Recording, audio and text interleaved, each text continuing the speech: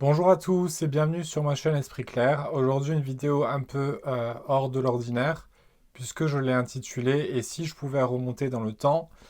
Et donc je vais vous parler en fait de mes nombreuses erreurs, principalement avec le corps médical. Et peut-être vous pourrez tirer quelques enseignements de ces erreurs de parcours et peut-être, je l'espère, vous pourrez éviter aussi de faire pareil que moi. Sans plus attendre, la première grosse erreur que j'ai pu faire, c'est de voir des psychiatres. En fait, donc je viens d'un foyer, d'un milieu, d'une enfance où il y a eu beaucoup d'anxiété, beaucoup de choses qui m'ont profondément affecté.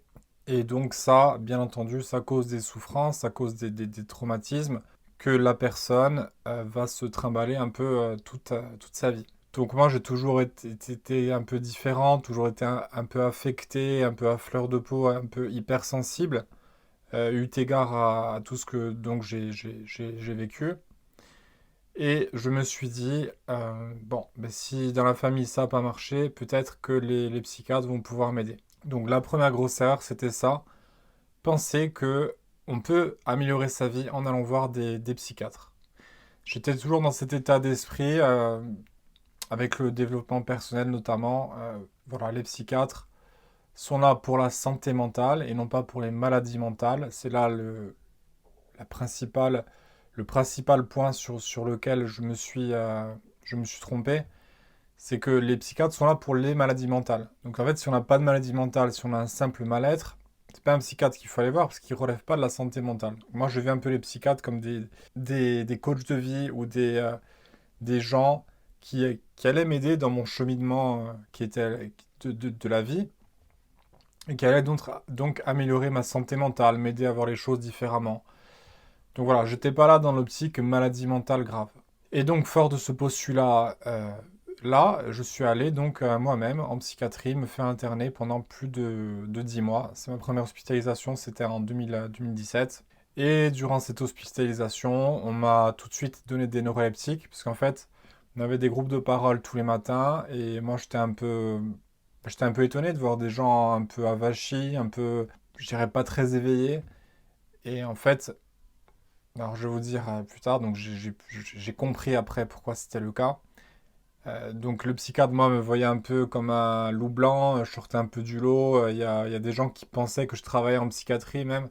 Quand je vais parler à d'autres patients, ils me disaient, vous êtes infirmier, enfin, pour vous dire. Et les psychiatres vont commencer à me donner des neuroleptiques, donc de la Abilify, du Zyprexa, du Soliant, voilà, toute une panoplie d'antipsychotiques.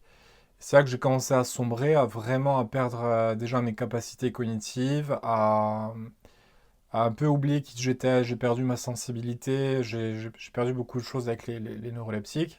Et donc, c'était vraiment là ma première erreur. Donc, en me confiant au corps médical, je pense que j'avais une vision assez romantisée de la psychiatrie, de la souffrance en général.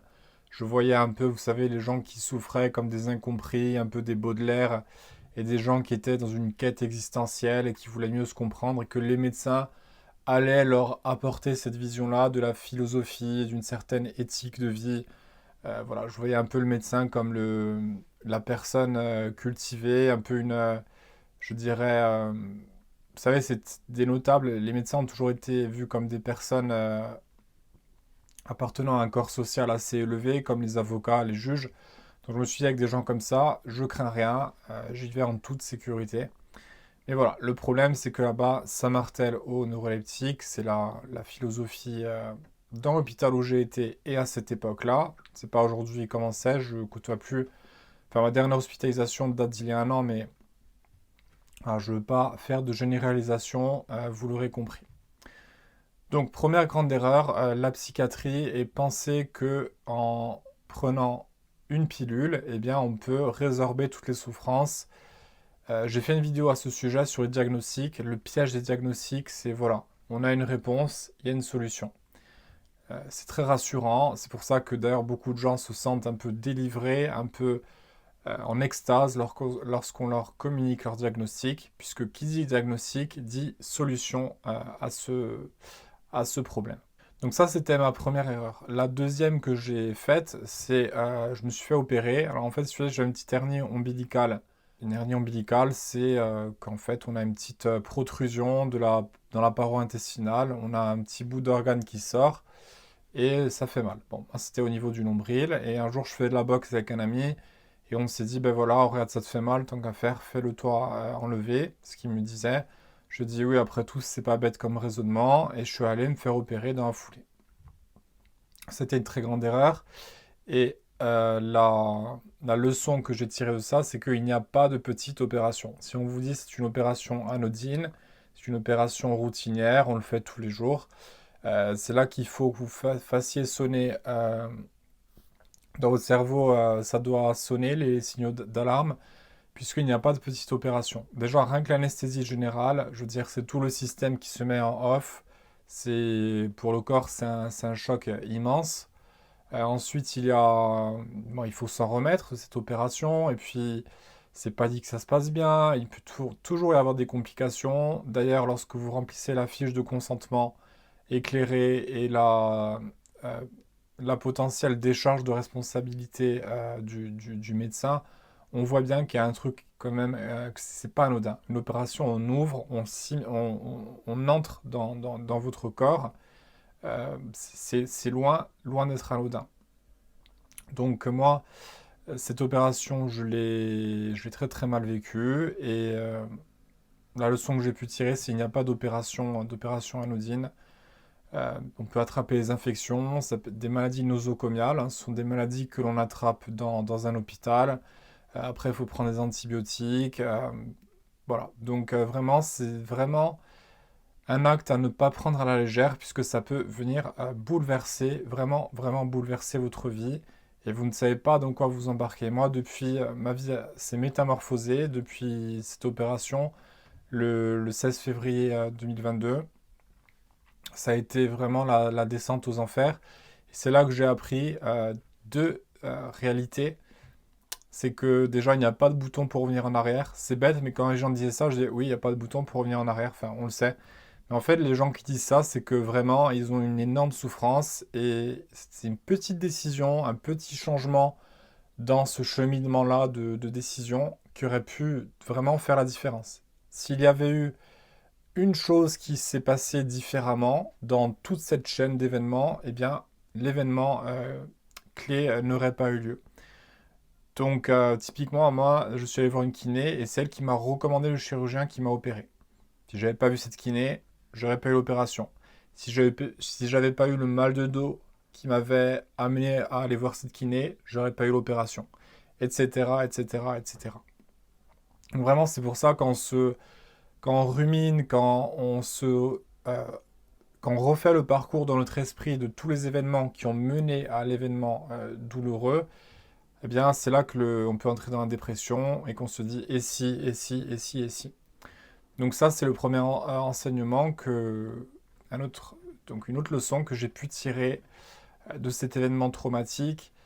J'en rêve très souvent la nuit, je me revois aller là-bas me faire opérer, tout ça. Donc c'est vraiment un énorme traumatisme pour moi, cette opération. Alors l'autre leçon que j'ai pu tirer également, c'est que toute substance, toute molécule, tout ce qu'on prend, que l'on consomme, donc va avoir des conséquences sur nous. Moi, par exemple, j'ai essayé l'homéopathie à plusieurs reprises et je me suis dit, bon, l'homéopathie, ça peut pas me faire de mal. Mais en fait, moi, ça fait 1 an et demi que ça m'a tout déréglé. J'ai des bouffées de chaleur, donc j'ai typiquement les mêmes symptômes qu'une femme ménopausée. L'andropause, ça s'appelle chez les hommes. Et aussi, on m'a donné un remède pour soigner les insomnies. Et moi, ça m'a déclenché les insomnies. Donc, c'est plus d'un an, 1 an et demi que j'ai des insomnies. Donc, vraiment, il n'y a pas de traitement anodin. Après, j'ai pris un antibiotique parce que j'avais une petite infection, voilà, une infection assez commune. Et il se trouve que c'est un des antibiotiques les plus toxiques du marché. Ça appartient à la famille des fluoroquinolones.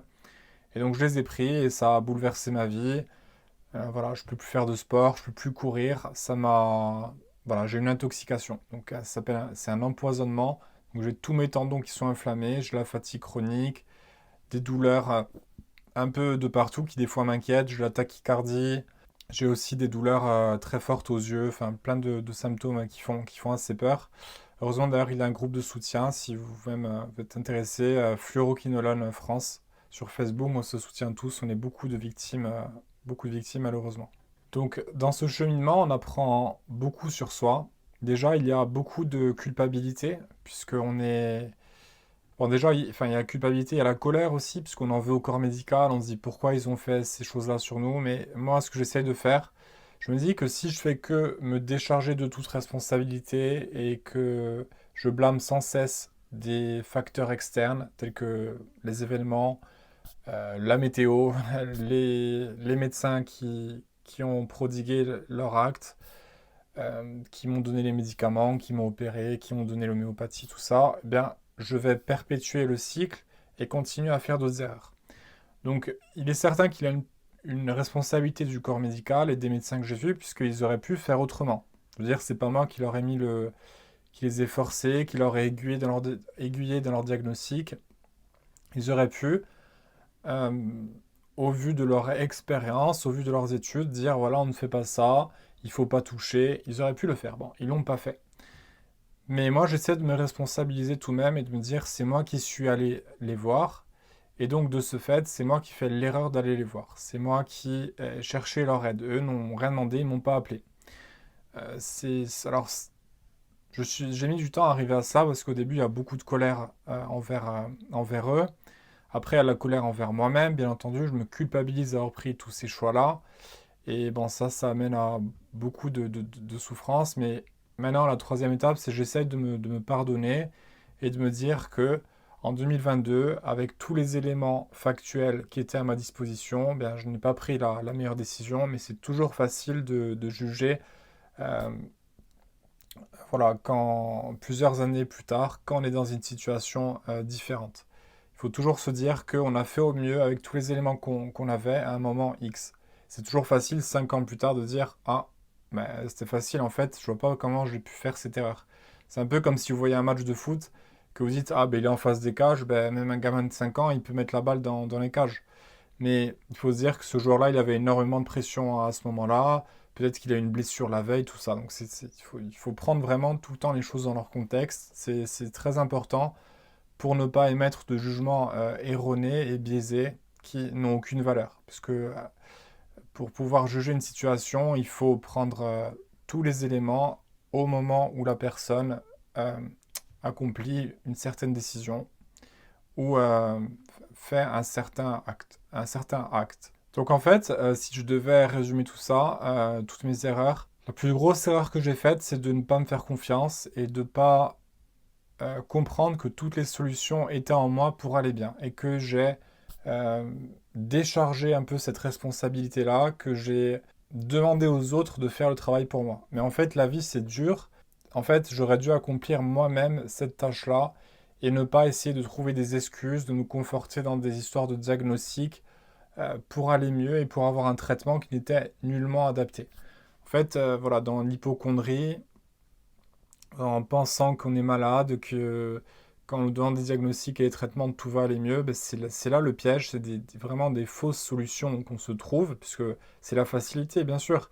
Si aujourd'hui tout va mal et qu'on nous dit, ah ben voilà, c'est pour ça, ben, forcément tout est réglé. Mais la vie, c'est un cheminement qui peut être sinueux pour tout le monde. Et le piège vraiment, c'est de confier cette destinée et ce cheminement à quelqu'un d'autre. On nous dit à quelqu'un de faire le travail pour nous et ça marche pas. C'est comme pendant ses études, ben, si il y a du travail, on doit étudier, on doit aller tous les jours à la bibliothèque, on doit faire plein de choses nous-mêmes et c'est impossible de dire à quelqu'un d'autre de le faire. Ben là, c'est pareil. Quand on a souffert dans notre vie et qu'on a eu beaucoup de problèmes dans notre enfance, plus tard, on est vraiment tenté de se laisser séduire par la théorie du diagnostic et de la réponse facile, de la solution magique, mais ça ne marche pas comme ça. Et ça peut bien au contraire, aggraver notre situation. Donc voilà pour cette vidéo, j'espère qu'elle vous a plu, peut-être vous correspondez dans mon histoire. C'est un peu le but de l'humanité, hein. C'est Balzac, voilà, je vais pas faire un peu de littérature, mais Balzac, voilà, c'était sa spécialité, les correspondances. Il décrivait pendant de longues lignes un passage a priori banal. Il allait le décrire avec plein de détails. Et là, on se correspondait, nous-mêmes, on se retrouvait dans un paysage et on pouvait donc mieux se comprendre. Je pense que c'est essentiel que nous partagions nos témoignages, puisque vous-même, vous allez mieux vous comprendre, peut-être en vous correspondant dans mon histoire. Vous allez peut-être trouver des similitudes. Et je pense que c'est avec la communication, avec l'échange, que seulement qu'on peut y arriver. Et moi, je crois fortement au partage d'histoires entre patients et ne pas toujours nous décrédibiliser et de penser que c'est seulement les médecins, les savants, les sachants qui doivent parler, qui ont le monopole de notre histoire. Il faut à tout prix s'approprier son histoire et ne pas laisser une personne qui, même si elle a fait 20 ans d'études, il ne faut pas laisser cette personne, par le prisme de ses études, par son regard, par ses lunettes, parce qu'il lui-même a ses propres lunettes, au vu de son expérience, bien nous dire comment est notre vie et qui nous sommes. C'est à nous de le faire, de dire qui nous sommes, et c'est en partageant notre histoire et en échangeant entre patients qu'on peut arriver peut-être à une meilleure compréhension de nous-mêmes et à une solidarité et à une force. Donc voilà, n'hésitez pas à commenter la vidéo, à vous abonner, à partager, à mettre un pouce bleu. Et moi, je vous dis à bientôt dans d'autres vidéos.